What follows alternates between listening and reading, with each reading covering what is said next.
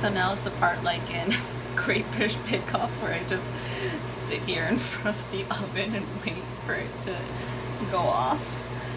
I'm just like watching the custard, trying to make sure that it rises and it doesn't cave in. And it's just like, oh.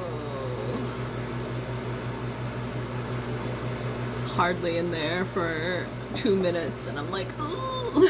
But I've got 7 more minutes to go. I'm gonna test it by sticking a toothpick in it, and then if it stands on its own, I think it should be good. I haven't run into the problem yet where it's been too firm, so that's good, because I definitely don't want to over-bake the custard. It's mostly just under-baking.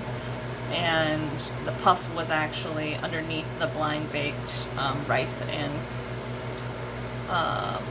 my ceramic beads. It wasn't completely baked. It was still, you could tell that it was raw.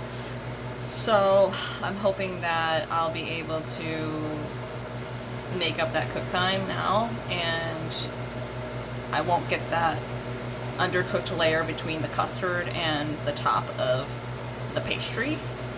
I think notes for next time would be to definitely use rice for the blind bake instead, because the ceramic balls are not small enough, so it allows for a lot of indentations with the puff coming inward. And then might need to bake for longer because the ones that had rice were the ones that were underbaked under the rice portion. So we'll see. I guess when it comes out, I'll be able to tell whether or not that's good or bad idea. I did about 15 minutes for the blind bake, so I might need to do longer. And I was using just boring cracked rice. For the parchment paper though, maybe I can be a little bit more careful about making sure that like the rice and the paper folds in a way that it gets like into everything. Because really, at the end of the day, it's more about the appearance of the final bake of the custard with like the edging, I think, in terms of the appearance category. I mean, I think the flavor is there, so it's just gonna be that flake. And I have to decide too if I like it with this many layers, because now that I look at it more, it's kind of cool that the pastry is so thick because it's a solid 1/4 inch. It could be a little like, I didn't roll it evenly, so there are some areas that are like meh, and then some of them are like meh. So I think if it is actually even at a 1/4 inch or like below, probably 1/8 inch maybe, somewhere in between, 3/16, then you do start to lose layers. But a lot of people don't like pastry, so maybe this is too much crust. So I think that's something that I have to ask people and be like, crust to custard ratio, how do we feel about that? Because it was a lot of work to get that many layers.